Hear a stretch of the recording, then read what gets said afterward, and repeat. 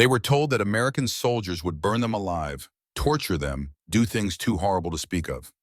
For months, the propaganda had painted Americans as demons in human skin. So when 19-year-old Keiko Yamada heard the roar of flames and smelled smoke filling the munitions factory in Osaka, she knew exactly what was happening. The Americans had finally come, and they had come with fire. It was August 1945. Japan was collapsing. The factory where Keiko and 200 other young women worked had been bombed, but not destroyed until now. Through the smoke, she could hear screaming. The metal doors had been locked from the outside. The windows were barred. The heat was rising.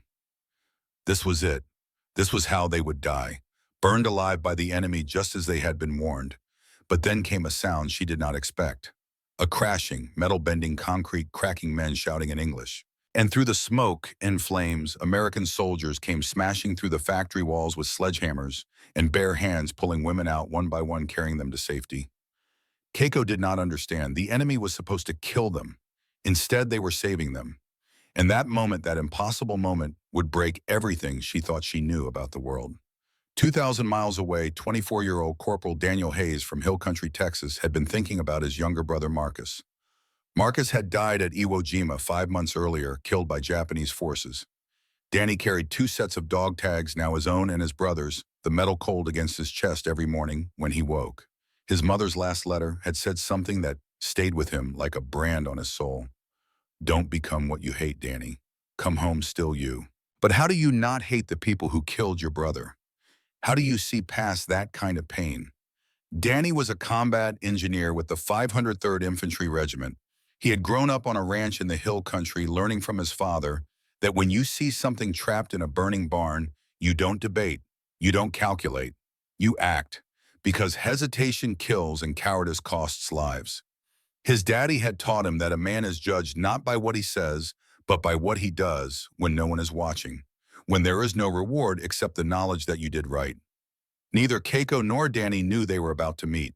Neither could imagine how that meeting would change everything they believed about enemies and allies, about cruelty and mercy, about what it means to be human, when the world is trying to make you into a monster. If this story moves you, if you believe these moments of humanity in the darkest times deserve to be remembered, hit that like button and subscribe. Because what you are about to hear is not just history. It is proof that even when nations are at war, individuals can choose compassion over cruelty. And that choice, that simple choice, is what separates civilization from chaos. That choice is what makes us human. Let me take you back to 3 days before the fire to understand how Keiko ended up in that burning factory and how Danny Hayes ended up being the one to pull her out. August 12, 1945. The Osaka munitions factory hummed with the sound of machinery and desperate labor. Keiko had been working here since she was 16 years old. Shell casings, gunpowder, firing mechanisms, dangerous work, necessary work, they told her. For the Emperor, for Japan, for a victory that everyone secretly knew would never come. Her hands were calloused from handling metal, her fingers stained with oil and powder residue that never quite washed away. Her hair was cut short to keep it from catching in the machinery, and she looked younger than her 19 years, hollowed out by years of wartime rationing and endless shifts. She kept a small notebook tucked in her pocket, its pages worn soft from constant handling. She wrote in it when the work got too hard, when the exhaustion made her hands shake, when she needed to remember that she was still a person and not just another part in the great machine of war. The notebook was her secret rebellion, her proof that she still had thoughts that belonged to her alone. By August 1945, everyone knew Japan was losing the war. The cities were ash. Tokyo, Nagoya, Kobe, they all reduced to rubble and memory. Food was scarce, each meal smaller than the last. American planes flew overhead daily, their engines a constant reminder of how completely the war had turned. The air raid sirens had become as regular as breathing, and people no longer ran to shelters with panic. They walked with the tired acceptance of those who know that survival is more about luck than preparation. But still, the women worked at the factory. What else could they do? The supervisors told them to keep going.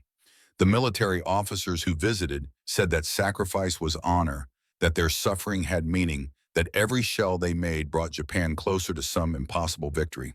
And the propaganda loudspeakers, crackling and relentless, reminded them daily that the Americans were monsters who would show no mercy to Japanese people. Keiko believed it. Why would she not? It was all she had ever been told. From childhood, she had learned that Americans were savages, that they killed women and children without thought that they would torture anyone who fell into their hands. The evidence seemed to support it. Look at the bombed cities. Look at the burning neighborhoods. Look at the civilians dead in the streets. What else could you call the people who did such things except monsters? On August 14th, the bombing came. Not from planes this time, but from artillery. American forces had advanced closer than anyone realized, close enough that their big guns could reach the factory. The shells hit the east wing with a sound like the world ending, and fire broke out immediately. Flames climbed the walls with terrifying speed, feeding on oil and chemicals and decades of industrial residue. The supervisors fled.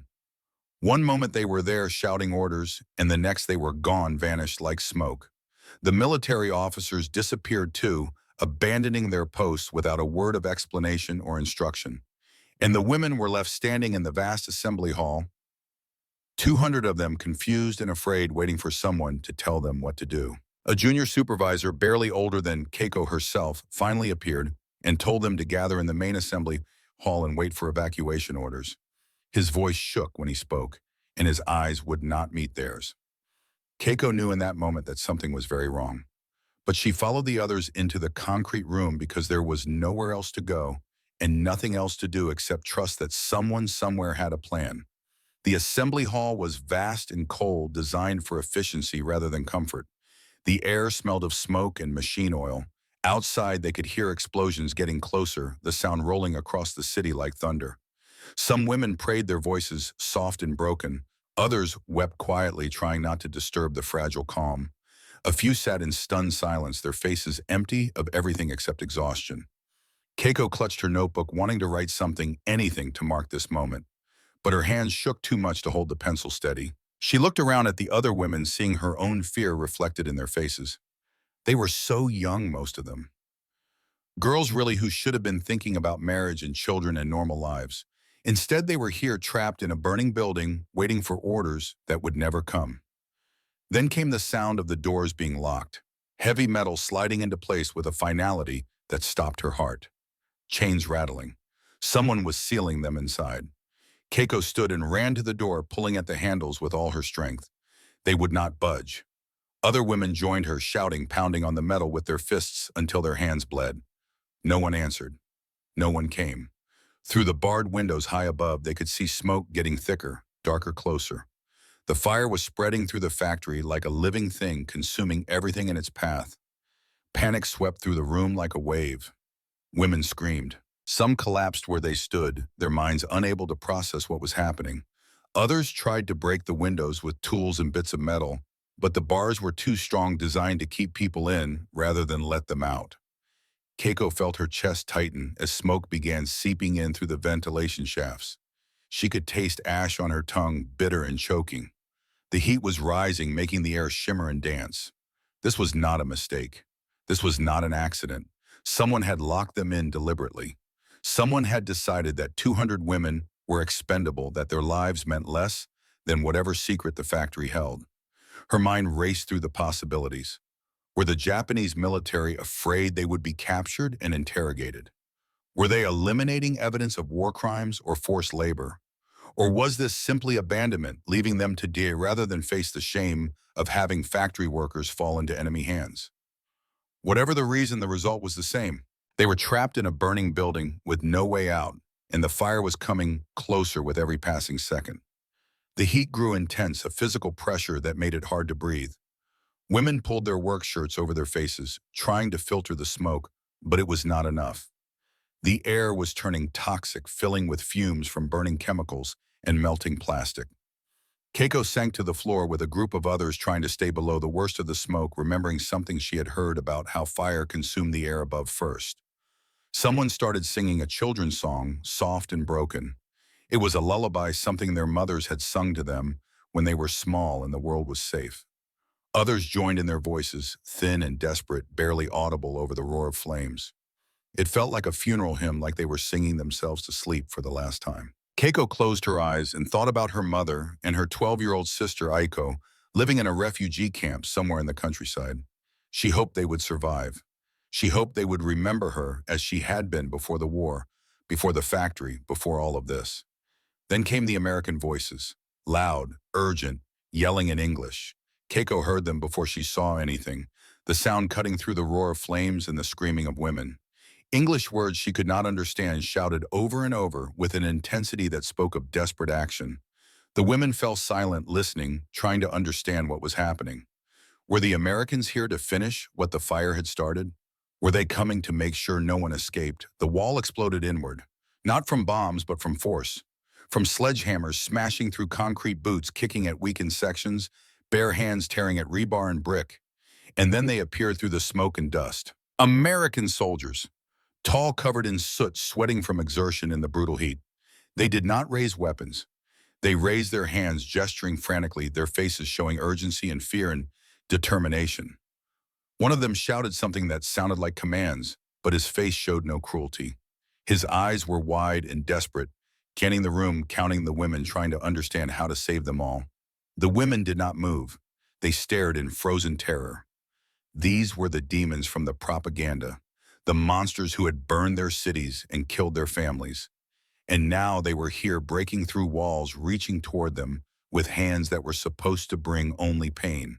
But instead of attacking, the soldiers were pulling them up, pushing them toward the hole in the wall, their movements urgent but gentle. One soldier, young with kind eyes behind the ash smudges on his face, grabbed Keiko by the arm. She flinched, expecting violence, expecting the torture she had been promised. Instead, he pulled her gently but firmly towards safety, his grip strong but not brutal, urgent but not cruel. Outside, the air was clearer. Keiko stumbled into daylight, coughing violently, her lungs burning as they tried to expel the smoke and pull in clean air. All around her, American soldiers were dragging women out of the building, carrying those who could not walk, shouting at each other to hurry. The factory was fully engulfed now, flames shooting from every window, the roof beginning to collapse. If these soldiers had arrived even 5 minutes later, everyone inside would have died. Keiko collapsed onto the ground, gasping for air that did not taste like death. Her throat burned. Her eyes streamed with tears from the smoke. But she was alive.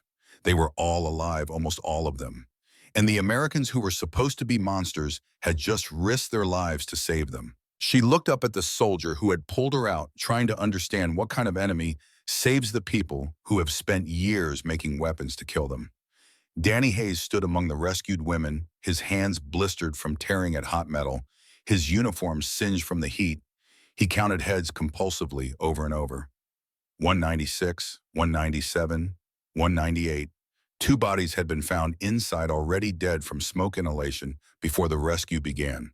2 women who would never see their families again, never know that the enemy had tried to save them.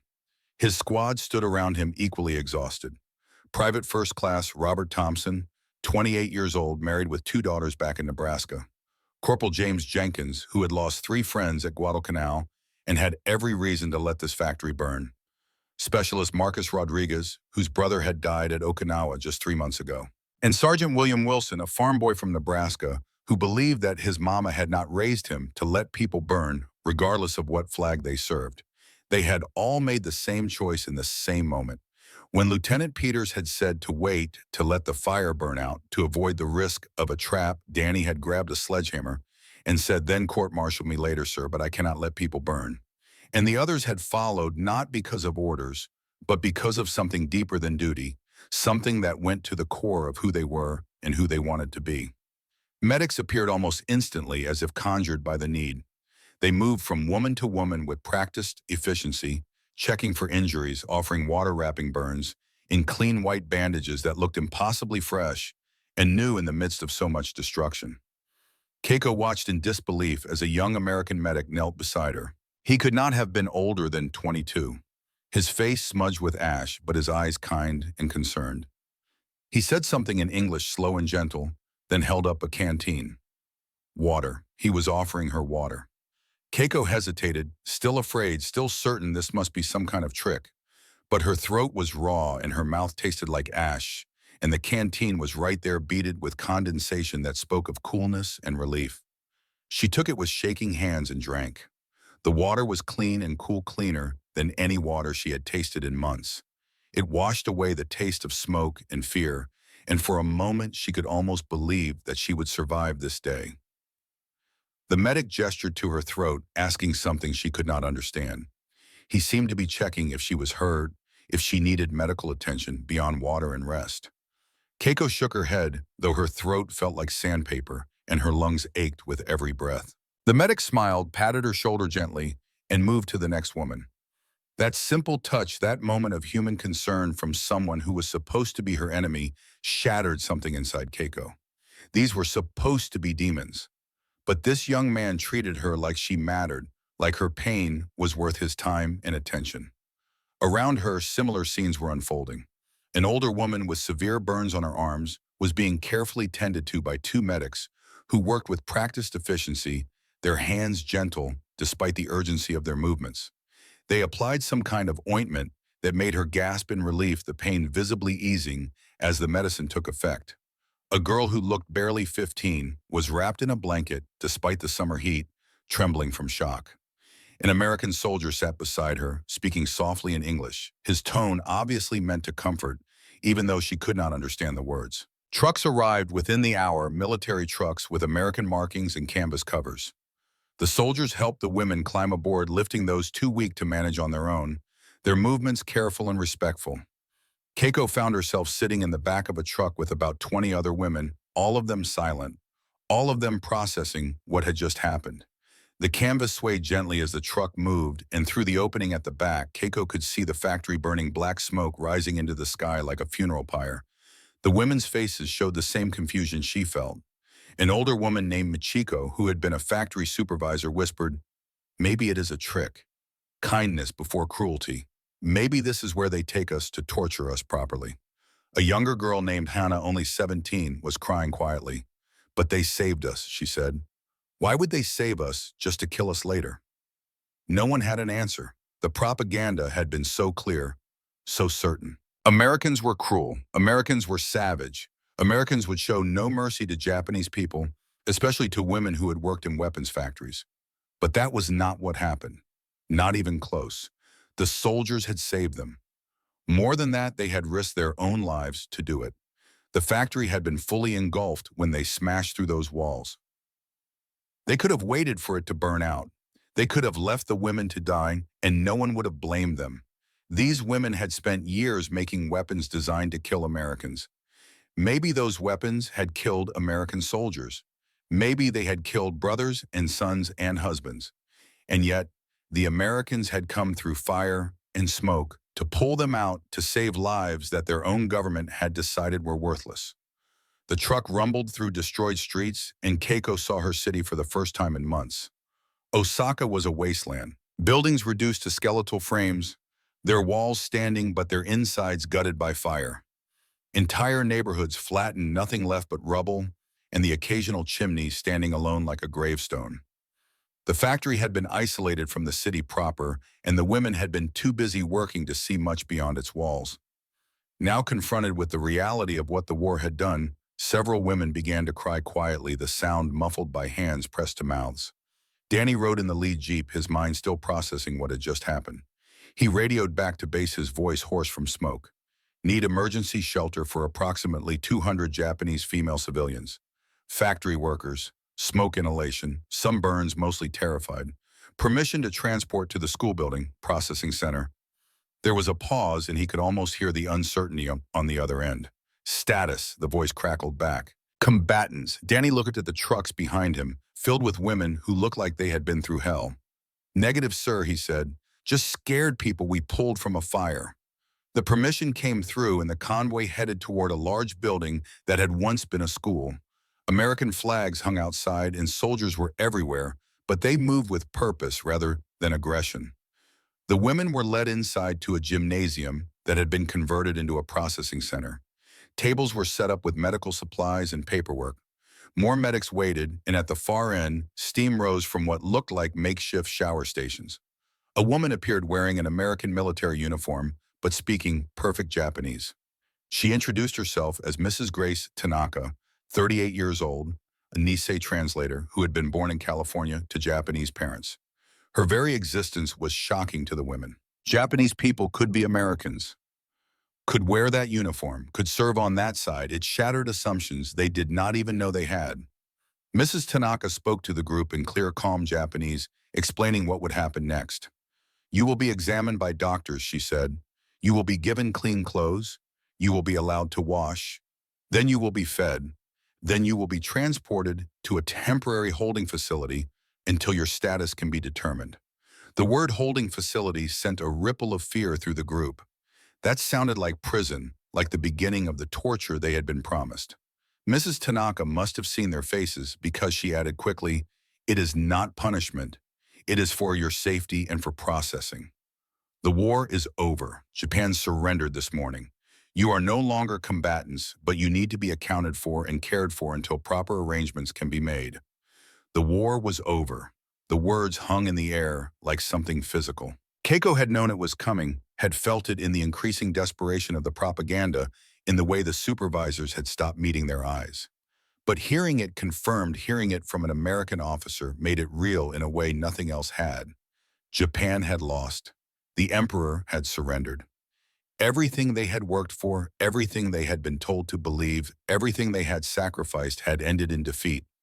The medical examinations were thorough but respectful. Female medics handled most of it, checking for injuries, burned signs of smoke inhalation. They were gentle, asking permission before touching, explaining what they were doing, even though most of the women could not understand the English words. Keiko waited her turn, watching as each woman was treated with a level of care that felt surreal after years of being treated as nothing more than interchangeable parts in a war machine.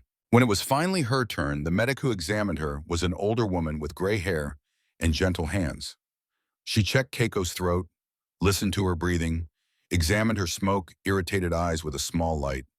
Then she gave her a small white pill and a cup of water, explaining through Mrs. Tanaka that it would help with the coughing. Keiko took the pill, not knowing what else to do, and within an hour the persistent cough that had been tearing at her throat began to ease. But it was the showers that truly broke through their defenses. The women were led in small groups to the shower area, a section of the gymnasium that had been converted with temporary stalls and plumbing. Keiko had not bathed properly in weeks. The factory had only cold water taps and the most basic facilities. But these showers had hot water. Real, actual hot water that did not run out after 30 seconds. They were given soap. Actual bars of soap, white and clean smelling, faintly of something floral, that reminded Keiko of a life before the war. She stood under the hot water and felt months of grime and sweat and smoke wash away. The soap lathered thick and rich, nothing like the harsh lye soap they had been rationed. She scrubbed her skin until it turned pink, washing away not just dirt, but the feeling of being trapped, of being abandoned, of being left to die. She washed her hair 3 times, unable to believe that the water stayed hot, that the soap did not run out, that no one was rushing her or telling her to hurry. Around her, other women were having the same experience. Some were crying great heaving sobs of relief and confusion. Others were laughing in disbelief, the sound echoing off the tile walls in a strange mix of joy and hysteria. When Keiko stepped out, she was handed a towel, a real towel, thick and soft and clean, not the threadbare rags they had used at the factory, and then clothes. Not prison uniforms, not rags, but simple cotton dresses, clean and whole, without patches or stains. They were American-made clearly, the fabric different from anything she had worn before, but they fit well enough, and they were new. Actually new. Keiko put on the dress and felt like a different person. For the first time in years, she felt clean. Truly clean. Not just on the surface, but somewhere deeper, as if the hot water and soap had washed away more than just dirt. She looked at herself in a mirror, seeing a stranger staring back. The thin, exhausted factory worker was still there, but there was something else now, too. A spark of something that might, with time and care, become hope. The next shock came in the form of food. The women were led to another large room where tables had been set with metal trays, each tray divided into sections. Each section was filled with food. Real food. Rice, yes, but also vegetables that were fresh, not wilted or half-rotten. Some kind of meat in a brown sauce that smelled rich and savory. Bread that was soft and white, nothing like the hard black bread of rationing. And fruit. Actual fruit. Keiko picked up an apple and just stared at it. She had not seen an apple in over a year. The propaganda had said that America was starving, that their people were desperate and hungry, that the war was destroying them as surely as it was destroying Japan. But here was an apple, perfect in red and real, sitting on a tray that also held more food than she would normally see in 3 days. It made no sense. Nothing made sense anymore. She bit into the apple and the sweetness exploded in her mouth so intense after months of bland minimal rations that tears sprang to her eyes. It was just an apple, just fruit. But after months of watery soup and moldy rice and the constant gnawing hunger that had become normal, it tasted like a miracle. Around her, similar reactions were happening. Some women ate slowly, savoring every bite as if trying to make it last forever. Others ate quickly, desperately, as if afraid the food might disappear if they did not consume it immediately. An American soldier stood near the door watching them eat. It was the young one who had pulled Keiko from the fire, the one with kind eyes. He stood quietly, his expression thoughtful, and when he caught Keiko's eye, he gave her a small nod as if to say, "It is okay. Eat. You are safe." That simple gesture, that small acknowledgement of her humanity made Keiko's chest tighten with an emotion she could not name. That night, the women were given sleeping quarters in a converted warehouse on the outskirts of the processing center. Cots were set up in rows, each with a pillow and 2 blankets. The room was lit by electric lights, warm and dry and clean. Keiko lay down on her cot and stared at the ceiling, her mind spinning with everything that had happened. 24 hours ago, she had been locked in a burning factory, certain she was about to die. Now she was clean-fed and lying on a real bed with clean blankets. The Americans, who were supposed to be monsters, had saved her life and then treated her with more care and respect than her own government had shown in years. She pulled out her small notebook, which she had somehow managed to keep through everything. The pages were smoke-stained and crumpled, but it still worked. By the dim light, she wrote, "They saved us. The Americans saved us. I do not understand. Everything we were told was wrong. They broke through walls to pull us from fire. They gave us water, food, clean clothes. They treated our injuries. Why would the enemy do this?" Around her, women whispered to each other in the darkness. Some were expressing the same confusion. Others tried to rationalize it, suggesting it was a trick or a temporary kindness before the real cruelty began. But Keiko did not think so. She had seen the medic's eyes when he offered her water. She had felt the gentleness of the soldier who pulled her from the factory. That had not been an act. That had been real. She thought about the apple still tasting its sweetness on her tongue. She thought about the hot water, the soap that smelled like flowers, the clean dress, the soft blanket. She thought about how the Americans had risked their own lives to save women who had spent years making weapons to kill Americans. And she thought about her own government locking them in a burning building rather than letting them fall into enemy hands. Keiko closed her notebook and closed her eyes, but sleep would not come. Her mind kept circling back to the same question, the same impossible contradiction. Who were these people? How could they be the monsters from the propaganda when they acted like this? And if the propaganda was wrong about this, what else had been a lie? In another part of the facility, Danny Hayes sat on his bunk, unable to sleep. He kept seeing the women's faces, the terror and confusion and disbelief. He kept thinking about the one who had flinched when he grabbed her arm, expecting pain, expecting the torture she had been promised. He kept thinking about how she had cried over an apple and what that said about how hungry she must have been, how desperate. He touched the dog tags around his neck, his fingers finding Marcus's tags by feel. What would you say, little brother, he thought. Would you hate them? Or would you see what I see? They are just people who believe their own government's lies, same as us in a way. They made weapons that killed Americans. Maybe they made the shell that killed you. But they are still just people, scared and hungry and lied to. His mama's words came back to him. Don't become what you hate, come home still you. He thought he understood now what she meant. Hatred was easy. It required no thought, no reflection, no courage.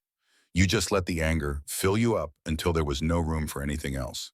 But mercy required you to see past the anger, to recognize the humanity in the other person, even when they had given you every reason to hate them. That took strength. That took the kind of courage that had nothing to do with charging into gunfire. Tomorrow, Danny decided he would talk to one of them.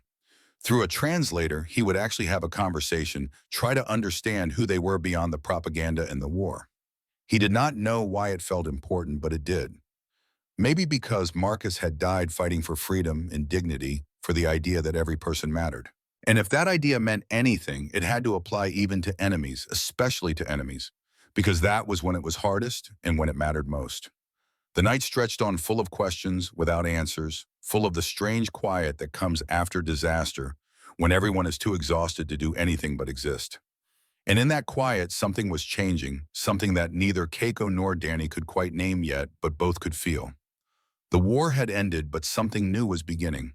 Something that would challenge everything they thought they knew about enemies and allies, about cruelty and kindness, about what it means to choose humanity when the world is telling you to choose hate.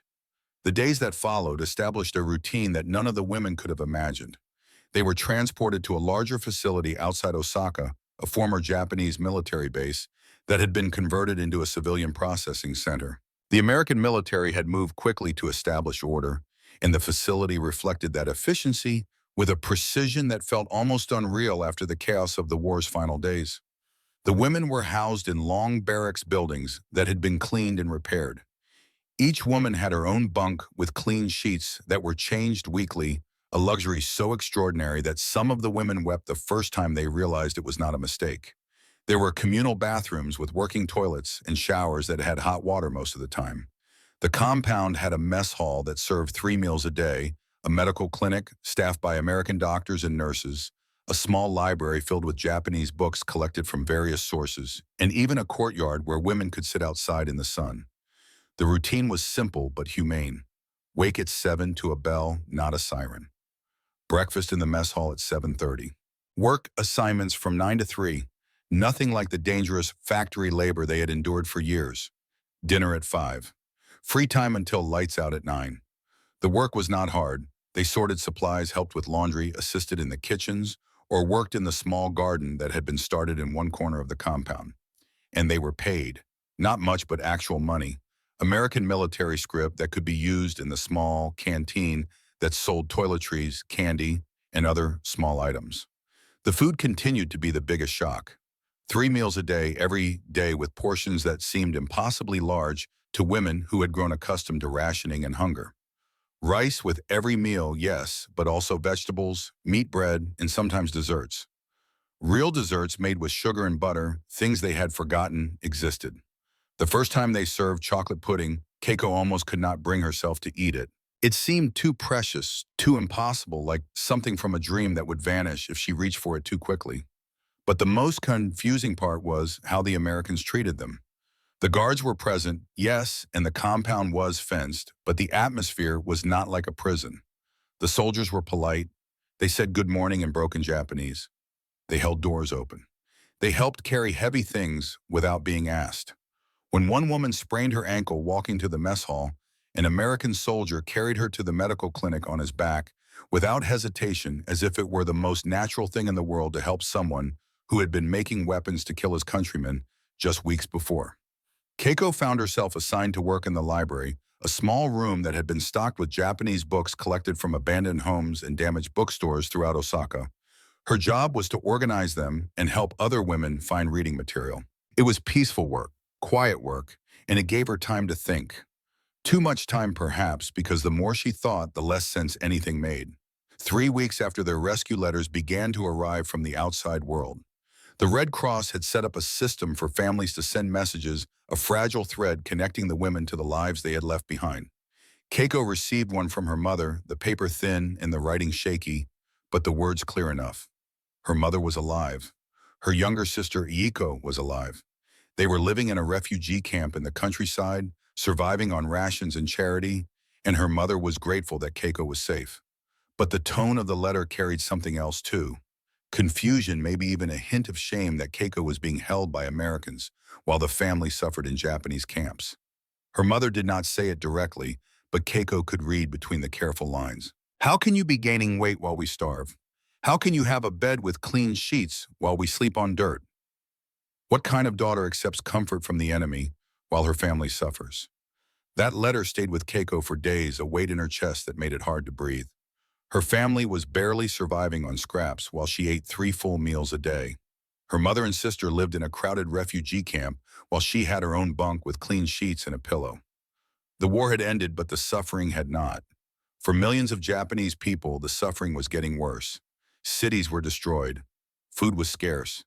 The infrastructure had collapsed. Winter was coming and people were dying from cold and hunger and disease.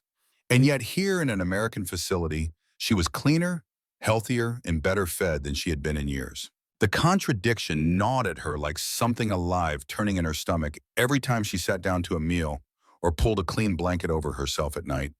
In the evenings, women would gather in small groups to talk. The conversations had changed over the weeks. At first, everyone had been too shocked to do more than whisper about what had happened. But as time passed and the initial terror faded, the debates began. Some women tried to maintain that the Americans were still the enemy, that this treatment was temporary or strategic, that the real cruelty would come eventually. Others admitted openly that they had been lied to, that everything they had believed about Americans was wrong. The arguments could get heated, especially among the older women who had more invested in the wartime ideology. To admit you had been wrong was to admit that all the suffering that had been for nothing, that all the sacrifices had been wasted, that the friends and family members who had died for a lie. It was easier to cling to the propaganda, to insist that American kindness was somehow more sinister than Japanese cruelty. One evening, a woman named Michiko spoke up. She was in her late 20s and had worked as a supervisor at the factory, a true believer in the emperor and the righteousness of the war. But something had broken in her, and her voice was bitter when she addressed the group gathered in the common area of the barracks. I was a true believer, she said. I believed in the emperor, in the greater East Asia co-prosperity sphere, in Japanese superiority, in the righteousness of the war. I believed every word they told us, but I cannot stop thinking about one fact. The Japanese military locked us in a burning building and left us to die. The American military smashed through walls to save us. That fact, that simple truth, has shattered everything I thought I knew about the world. If Japan valued its own people so little, and America valued even enemy lives enough to risk their soldiers' safety, then who were the real barbarians? The question hung in the air, heavy and unanswerable. No one spoke for a long moment. Finally, a younger woman named Hana, only 17, asked in a small voice, if the Americans were really evil, why did they save us? Why did they feed us? Why do they care if we are sick? Keiko had been thinking the same thing, but she had not dared to say it out loud. To speak it was to make it real, and to make it real was to admit that they had been lied to, that their sacrifices had been for leaders who saw them as expendable, that the war they had supported had been built on propaganda and hate. But Michiko's words had opened something, and Keiko found herself speaking before she could stop herself. Maybe the propaganda was wrong, she said quietly. Maybe they are not evil. Maybe they are just people. Maybe their government and system have problems, like any government and system, but maybe the core belief in human dignity and basic rights makes them act differently than the Japanese military did. An older woman named Fumiko stood up, her face tight with anger. You are all being fooled, she said. This is exactly what they want. They are breaking your spirits with kindness. They are making you forget who you are, making you betray everything you believed in. How can you sit here eating their food and wearing their clothes and talking about how kind they are when they are the ones who bombed our cities and killed our people? The argument went on for over an hour, voices rising and falling, some women crying, others shouting.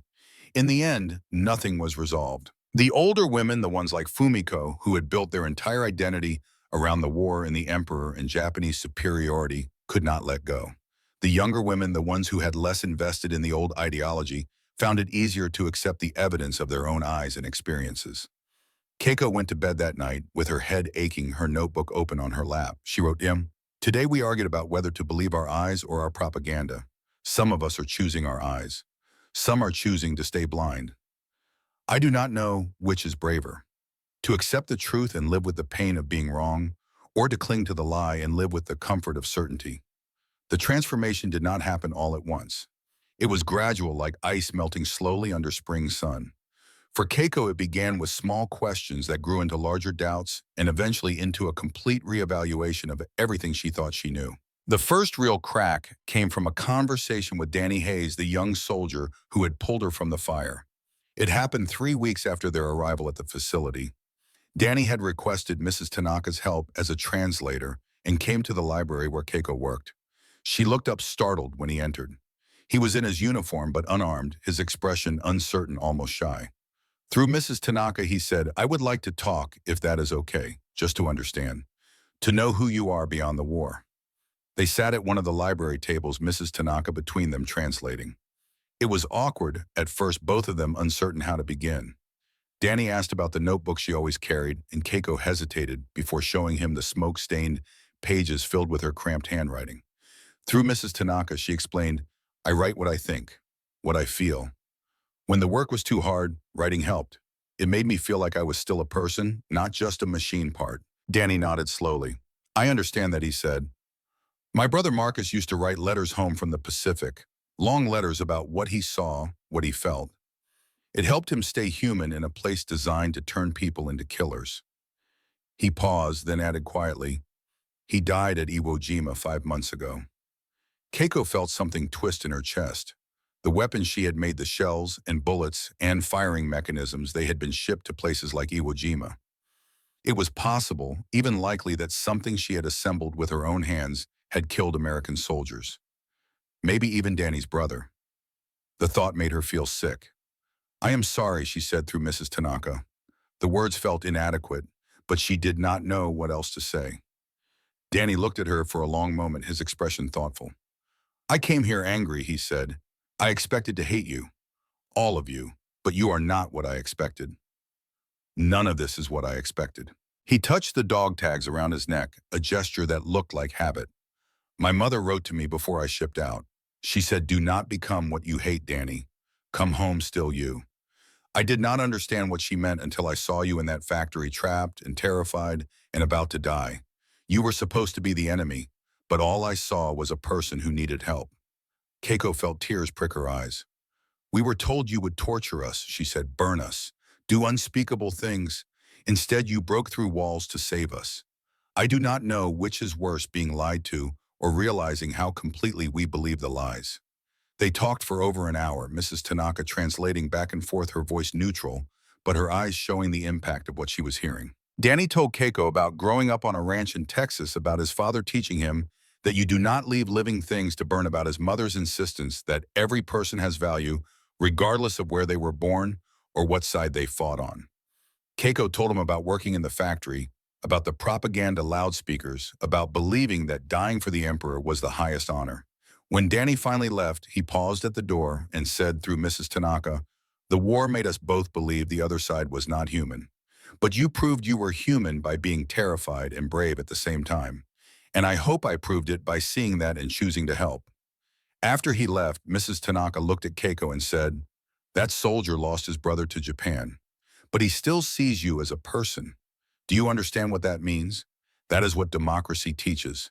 That every person has inherent worth, not granted by emperor or government, but just because they are human." Over the following weeks, Mrs. Tanaka started giving evening talks to any women who wanted to attend. About 30 to 40 women came each night, curious about this strange ideology that seemed to drive American behavior. Mrs. Tanaka explained concepts that sounded radical, almost dangerous. Individual rights, rule of law, equality before the law. Government serving the people rather than people serving the government. In America, Mrs. Tanaka said one evening, "We believe rights do not come from government. They are inherent. You are born with them. Government exists to protect rights, not to grant them. If government fails, people can change it. We do not belong to government. Government serves us." Keiko's mind reeled at the concept. "You mean the emperor does not give us value?" she asked. "We have value just from being human." "Exactly," Mrs. Tanaka said. "That is why American soldiers saved you. Not because you earned it or deserved it or had the right connections, but because you are human and human life has value. It is principle, not kindness." The idea was both liberating and terrifying.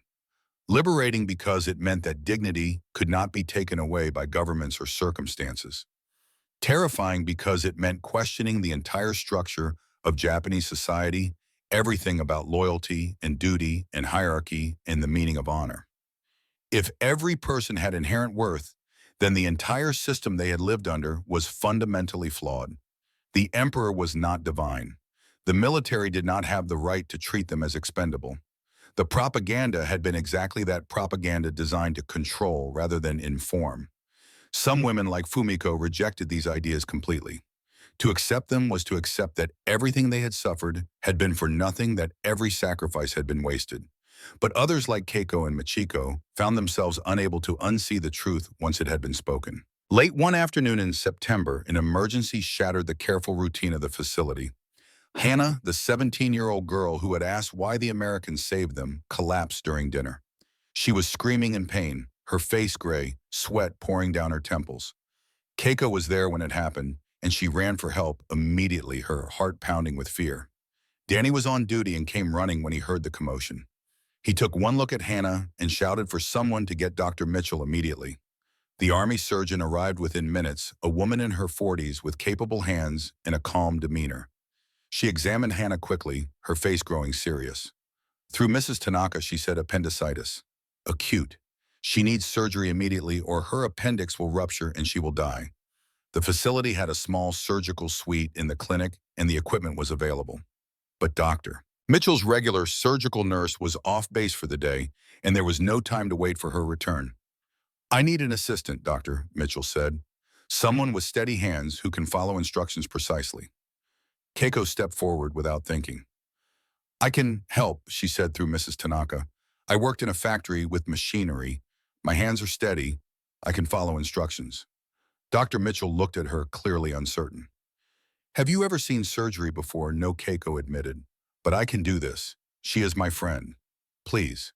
Danny, standing nearby, said, Doctor, we do not have time to find someone else. Dr. Mitchell made her decision. All right, scrub up. Do exactly what I say when I say it, and we might save her life. The next 45 minutes were the longest of Keiko's life. She scrubbed her hands until they were raw, put on a surgical gown and gloves, and stood beside Dr. Mitchell as Hannah was given anesthetic and laid out on the table. When Dr. Mitchell made the first incision and blood welled up. Keiko had to fight down a wave of nausea, but she forced herself to focus, to listen, to do exactly what was asked. Hand me the scalpel. No, the other one. Now the retractor. Hold it steady just like that. Do not let go no matter what you see. Good. You are doing well. Keep holding it. A little more pressure. Perfect. Dr. Mitchell's voice was calm and professional throughout, guiding Keiko through each step. Keiko's back ached from standing so still. Her hands cramped from holding the retractor in place. Sweat ran down her back under the surgical gown. But she did not falter. She could not. Hannah's life depended on her keeping her hands steady and following instructions. Outside the surgical suite, Danny paced the hallway with Thompson and Wilson. Other Japanese women had gathered, praying quietly in Japanese. Thompson said quietly, hell of a thing. An enemy factory worker assisting an American surgeon to save another enemy factory worker. Danny stopped pacing and looked at him. They are not the enemy anymore, Tom. Have not been for a while. When did that happen? Thompson asked. When did we stop seeing them as enemies? Wilson, the medic, said thoughtfully. Maybe when we pulled them out of that fire. Hard to hate someone whose life you saved. Changes something in here. He tapped his chest. When Dr. Mitchell finally emerged from the surgical suite, she looked tired but satisfied. She will be fine, she announced. The appendix was minutes from rupturing. Another hour and she would have died. She looked at Keiko, who had followed her out, still in the surgical gown. You did well, she said through Mrs. Tanaka. Ever considered nursing? Keiko shook her head, overwhelmed. I only considered surviving, she said. Now I do not know what to consider. Later, washing the last traces of blood from her hands, Keiko looked at herself in the mirror and realized something profound. A week ago, she could not have imagined working side by side with an American doctor. Today, she had helped save a life using American medicine, American equipment, American knowledge. She had stood in an American surgical suite and proved herself capable and useful and human. What am I becoming, she wondered. The question did not frighten her as much as it might have a few weeks ago. 2 weeks later, when Hannah had recovered enough to be restless and bored in the clinic, something lighter happened that shifted the atmosphere of the entire compound. It was an October afternoon, warm and clear, and some of the American soldiers were playing catch in the courtyard during their off-duty time. Thompson had received a package from home that included a baseball and two gloves, and he was teaching some of the younger soldiers the finer points of his beloved game. The Japanese women watched from a distance, curious but uncertain. Thompson noticed them watching and had an idea. "We should teach them," he said to Danny. "Baseball is American, sure, but it is also just fun. Universal language, you know." Danny was skeptical. "You think they will want to learn?" Thompson was already walking toward the women, gesturing with the baseball, his face open and friendly. He did not speak Japanese, and they did not speak English, but he demonstrated throwing and catching using exaggerated motions, and several of the younger women giggled at his antics. Keiko found herself approaching, drawn by curiosity and by Thompson's obvious good nature. He placed the baseball in her hand and showed her how to throw, positioning her arm, demonstrating the motion. Her first throw was awkward, and the ball went wild, bouncing off to the side. The American soldiers laughed, but it was good-natured laughter, the kind that invited her to laugh with them, rather than making her the object of mockery. Thompson retrieved the ball and showed her again, adjusting her arm position with gentle hands. She threw again, and this time the ball went straighter, farther. The soldiers cheered as if she had done something remarkable, and Keiko found herself smiling, actually smiling, for the first time in months.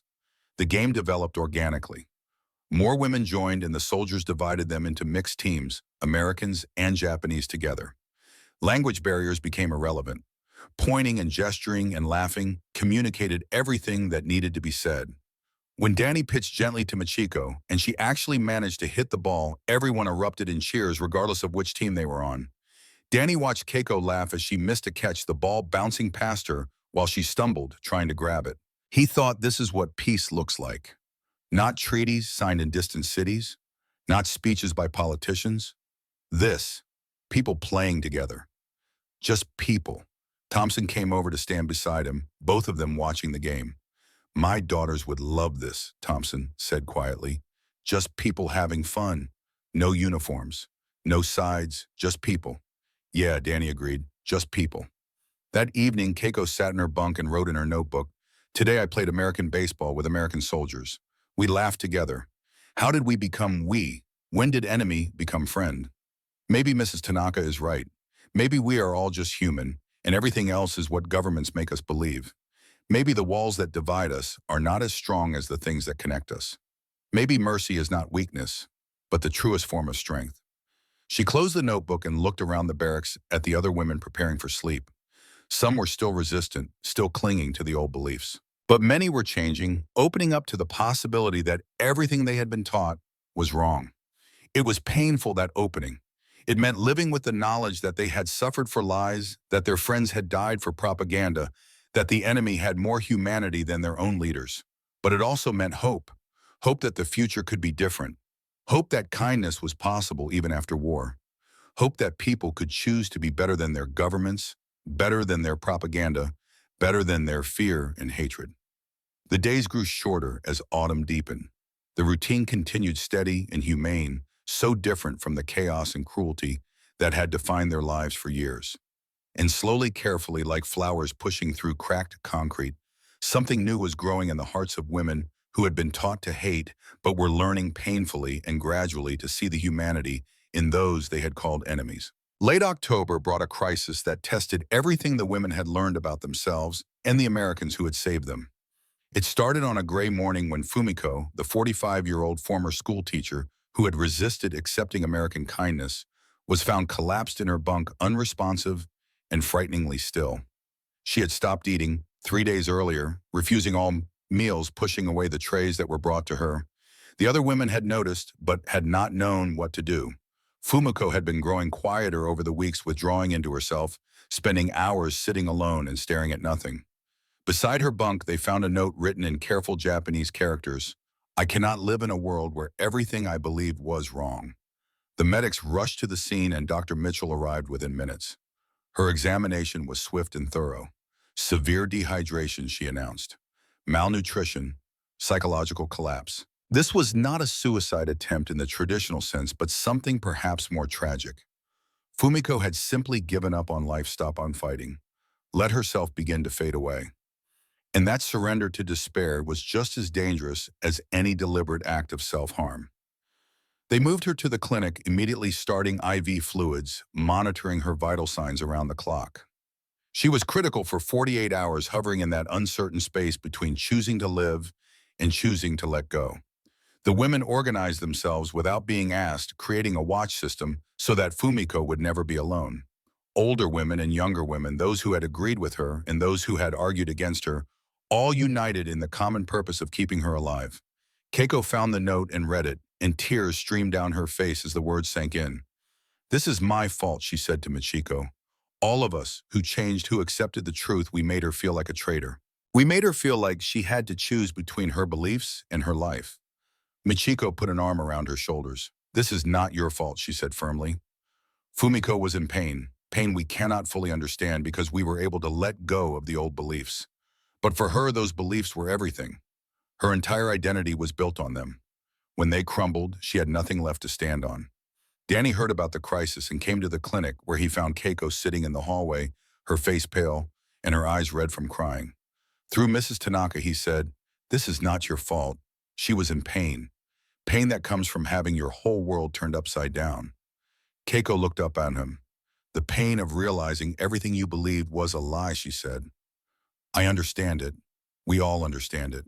But some of us were able to survive that pain, and she could not." "How is that not our fault?" Danny shook his head.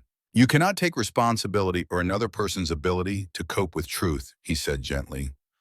"All you can do is be there for them when they are ready to accept help." That evening, Thompson asked Danny if he could sit with Fumiko overnight. "You do not have to do that," Danny said. "It is not your duty." Thompson shook his head. "My mom always said that when someone is lost, you sit with them. You pray if they want prayer. You just be present if they do not. Either way, you do not leave them alone in the dark." So Thompson sat beside Fumiko's bed through the long night hours, quietly reading from his worn pocket Bible. He had carried it through the entire war, and its pages were soft from handling marked with notes and underlined passages. Fumiko was awake, drifting in and out of consciousness, and she watched him with eyes that were hard to read. Near dawn, she asked through the night nurse who spoke basic Japanese, "What are you reading?" Thompson showed her the Bible, pointed to the passage he had been reading.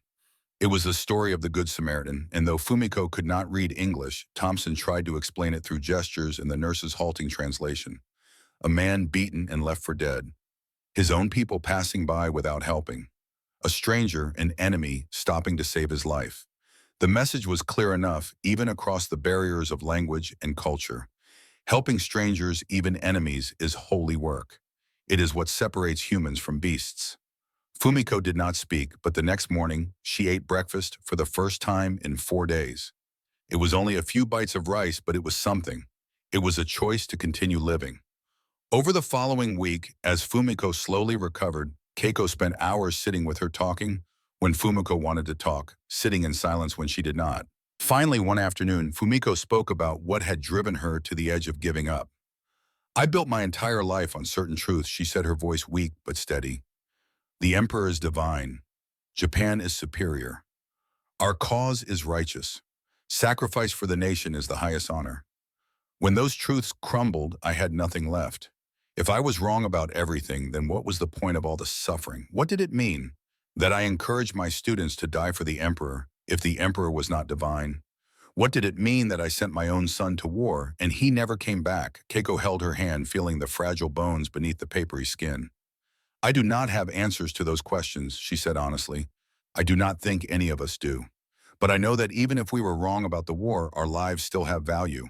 That is what the Americans have taught us. Life has inherent worth not because of what we believe or who we serve, but just because we are human." Fumiko closed her eyes. "That American soldier, Thompson, he sat with me all night. He read from his holy book. He did not know I could hear him, but I could. And I understood, even without knowing the words, that he believes his God commands him to help even his enemies. If his God teaches that if his country was built on that principle, then maybe being wrong about America does not make me worthless. Maybe it makes me teachable."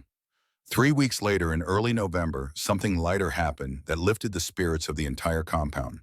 A supply truck arrived with surplus goods from the main depot, and among the supplies were cases of Coca-Cola. Thompson nearly shouted when he saw them. "No way," he said. "Actual Coke. I have not had this in months." Danny had an idea. "Let's share it with the women," he said. "They have never tasted it. It will be something different, something American, something that shows them what normal life is like for us. They set up a table in the courtyard with ice coolers filled with the glass bottles, condensation beating on the sides in the warm afternoon sun. The women approached cautiously as they always did when confronted with something new and American. Everything so far had been surprising, and they had learned to expect the unexpected. Thompson demonstrated with exaggerated enthusiasm, opening a bottle with a dramatic flourish, drinking deeply, then making an elaborate show of satisfaction. The women laughed at his performance, the sound bright and genuine, and the ice of fear and uncertainty cracked a little more. Keiko took a bottle, feeling the cold glass in her hands, watching the bubbles rise in the dark liquid. She sniffed the opening, catching a strange sweet smell, slightly acidic, unlike anything she had encountered before. She took a small sip, and the carbonation startled her, making her cough and sputter. Then the taste registered sweet and complex and utterly foreign, and she took another sip slower this time, letting the sensation wash over her. The bubbles fizzed in her nose and the cold liquid soothed her throat, and for a moment she just existed in the experience of something simple and good. Michiko came over and asked through Mrs. Tanaka, "Americans drink this often?" Thompson nodded enthusiastically. "All the time. It is normal for us. You can buy it anywhere." Michiko looked at her bottle with something like wonder.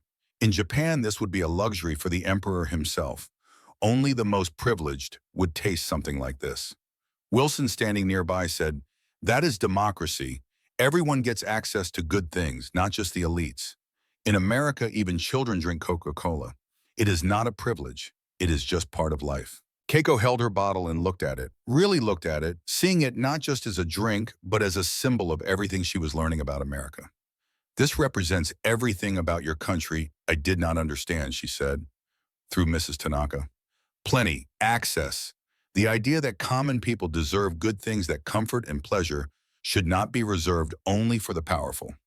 We were told Americans were decadent," she continued, "that you wasted resources on foolish luxuries while your people suffered. But maybe decadence just means believing that everyone deserves comfort and joy, not just the few at the top. Maybe what we called weakness is actually a kind of strength, the strength to believe that human happiness matters." That evening, the women carefully saved their Coca-Cola bottles. Glass was valuable, and the bottles could be used as water containers or as storage. But for Keiko, the bottle she saved was more than just a practical item. She kept it on the small shelf beside her bunk, the label still intact, a physical reminder of transformation. When Danny noticed it a few days later, he said through Mrs. Tanaka, "You can have another if you want. We have more." Keiko shook her head. "No," she said, "this one is special. It was the first time I tried something that represents your world. The first time I understood that there is so much beyond what I was allowed to know. I want to keep it to remember this moment when everything changed." The crisp November air brought a different kind of change. One cold morning, all the women were called to assemble in the mess hall. The announcement had been made the day before, and rumors had been flying ever since. Some women were hopeful, eager to return to their families despite the hardships waiting outside the compound. Others were fearful, knowing that the world beyond the fence was harsh and hungry and broken. Keiko felt torn. She desperately wanted to see her mother and sister Aiko, to hold them and know they were truly alive. But she also knew that this facility, with its clean beds and regular meals and medical care, was safer than anything waiting for her in the outside world. The contrast between her health and her family's suffering weighed on her constantly, a guilt that never quite went away. A representative from the American military government arrived to address them. He was Colonel Theodore Morrison, 52 years old, a career officer whose face showed the weight of command and the weariness of too many years at war. He had lost his own son at Normandy, and that loss had marked him in ways that showed in the careful way he looked at the assembled women. He spoke through Mrs. Tanaka, his voice firm but kind. "I know many of you are afraid," he said, "uncertain about what comes next. That is understandable. Arrangements are being made for your release. You will be able to reunite with your families, access food distribution centers, receive housing assistance. You are not prisoners. You are survivors, and you deserve the chance to rebuild your lives." Then his voice changed, became more intense, more personal. "But before you leave, I need you to understand something. The soldiers who saved you from that factory did not do it because of orders. They did it because it was the right thing to do. Some of those men had lost friends and brothers to Japanese forces. They had every reason to hate. They had every excuse to walk away and let that building burn. But they chose to save lives instead, because that is what humanity requires. That is what honor demands. He paused, and his next words came from somewhere deep and painful. "My son died in France," he said, "shot by a German machine gunner. He was 19 years old. He had his whole life ahead of him, and it was taken by someone who was just following orders, just doing his duty. I could hate all Germans for what happened to my boy. It would be easy. It would be justified. No one would blame me, but hatred is easy," he continued. "Mercy is hard. Compassion requires courage. Those soldiers who broke through that wall to save you, they showed real courage. Not the courage to kill, which is what war teaches, but the courage to save, which is what peace requires. They chose to be better than their anger, better than their grief, better than their very reasonable desire for revenge." The room was silent except for the sound of women quietly weeping. Colonel Morrison was not finished. "I hope you will remember this when you go home," he said. "Tell your families, tell your children, tell your grandchildren. Not as propaganda for America, not to make us look good or Japan look bad, but as a reminder that even in the darkest times, people can choose to be better than their hatred. War makes us forget that the enemy is human. It has to, or we could not do the things war requires. But humanity persists if we choose it. And choosing it, especially when we have every reason not to, is what separates us from the darkness." Then Colonel Morrison did something that no one expected. He finished speaking, stood silent for a moment, and then he bowed. It was a deep, respectful bow, the kind reserved for honoring equals or superiors. An American military colonel was bowing to 200 Japanese women who had spent years making weapons to kill his countrymen. The effect was immediate and overwhelming. The silence shattered. Women began to cry openly, some covering their faces with their hands, others bowing in return from their seats. Michiko was sobbing so hard her whole body shook. Even Fumiko, still weak from her crisis, bowed deeply, tears streaming down her weathered face. Keiko felt something break open inside her chest, a dam giving way to a flood of emotion she could not name. This was not strategy. This was not manipulation or propaganda or psychological warfare. This was genuine respect, a recognition of their shared humanity that transcended nationality and war, and all the reasons they should have remained enemies. An American colonel had just bowed to them, had honored them, had treated them with a dignity that their own government had never shown. That evening, Keiko sat alone in the library and wrote the longest entries she had ever written in her smoke-stained notebook. The words poured out of her everything she had been thinking and feeling for the past 3 months, all the confusion and pain and gradual understanding. "I thought I would die, hating the enemy," she wrote. "Instead, the enemy taught me what it means to be human. The Japanese military locked us in a burning building and left us to die. American soldiers smashed through walls to save us. I will never forget that difference. I will tell my children, and they will tell theirs, not to praise America or condemn Japan, but to remember that we always have a choice. We can choose cruelty or compassion, fear or hope, hatred or humanity. They showed me that dignity is not given by governments or emperors. It is something we owe to each other simply because we are all human. I came here believing Americans were monsters. I leave understanding they are people who built a society on the principle that every life has value, not a perfect society." Mrs. Tanaka told us about American problems too, about racism and inequality and failures to live up to their own ideals. But a society that tries to honor human dignity, even for enemies, even when it is hard, even when there is no reward except the knowledge that you did right.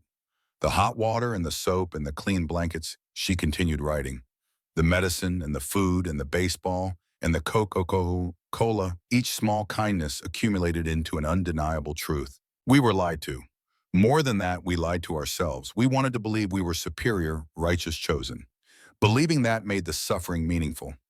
But it was all built on lies, and the Americans did not break us with cruelty. They broke us with compassion. And I do not know if I am grateful or angry or both. I am grateful to be alive, angry that so many died for lies, grateful for the truth, angry it came at such cost. Tomorrow I go home to my mother and sister. They are starving while I am healthy. They are suffering while I have been cared for. How do I explain this to them? How do I tell them the enemy treated me better than our own government? I will tell them the truth. I will tell my children when I have them. I will tell anyone who will listen. We always have a choice. The release process began the next morning. Women were called in small groups, given travel documents and a small amount of money to help them get started, and transported to collection points throughout the region where they could begin the journey home. The mood was bittersweet, a mixture of anticipation and sadness, hope and fear all tangled together. Keiko's group was called on a gray December morning. She packed her few belongings, including her notebook and the empty Coca-Cola bottle, and joined the others waiting by the gate. The American soldiers who had become familiar faces over the past months stood there to see them off. Thompson was there, his pronunciation of Japanese goodbyes still terrible after all this time, but his sincerity unmistakable. He shook hands with each woman, and when he reached Keiko, he paused. From his pocket, he pulled a chocolate bar, one of the precious items from the canteen that soldiers treasured. He pressed it into her hand and said in his broken Japanese, "For journey, for remember." Keiko could not speak past the lump in her throat. She bowed deeply, holding the bow longer than necessary, and when she straightened, tears were streaming down her face. The chocolate bar in her hand was a small thing, nothing really, just a piece of candy. But it meant everything. It meant that he saw her as a person worth giving something precious to. It meant their connection over these months had mattered. It meant she would carry this moment with her for the rest of her life. Danny approached last, and through Mrs. Tanaka he said, "I hope you find your family safe. I hope the future is kinder to you than the past has been." Keiko looked at him, this young man from Texas who had pulled her from a burning building and then, without meaning to, had helped pull her from a different kind of fire, the fire of hatred and propaganda and lies. "I hope you find peace with your brother's memory," she said. "I hope you know that what you did here mattered. You saved my life, but more than that, you saved something in me that was dying. You proved that mercy is stronger than hate." Danny nodded slowly. "I think I have found some peace," he said. "You helped with that, all of you, by being human, by proving that the propaganda was wrong on both sides. My brother died fighting for freedom and dignity and the idea that every person matters. By saving you, by treating you with respect, I honored what he died for. I proved that America is what we say we are, even when it is hard, even when we have every reason to act otherwise." Keiko pulled out her notebook, the pages worn and precious. "Would you write something?" she asked. "In English, so I remember. So I can show my children and grandchildren and tell them about the American soldier who taught me that enemies can become friends, that walls can be broken, that mercy is the truest strength." Danny took the notebook and a pen and wrote carefully. "Mercy requires more courage than cruelty. You proved that by surviving. I proved that by choosing to see you as human. Never forget we are all just people. The governments and the propaganda and the war try to make us forget that, but it is the most important truth there is." Corporal Daniel Hayes, Texas, United States of America, December 1945. He handed the notebook back and Keiko held it against her chest like something sacred. She bowed one final time, and then she climbed into the truck with the other women, and the convoy began to move. Through the opening in the back of the canvas cover, she watched the facility grow smaller, watched Danny and Thompson and the others become distant figures, and then watched them disappear entirely as the truck turned a corner. The journey home took 3 days. Keiko traveled by train and bus through a country she barely recognized. The devastation was total and overwhelming. Cities reduced to rubble and ash, bridges destroyed, only temporary repairs holding them together. People everywhere looking hollow and desperate, their eyes haunted by hunger and loss. Children begging at train stations. Old people sitting silent and defeated in the ruins of what had once been their homes. The contrast between the American facility and the reality of defeated Japan was almost unbearable. Keiko looked at the chocolate bar Thompson had given her and knew she could not eat it, not when she saw children starving at every stop.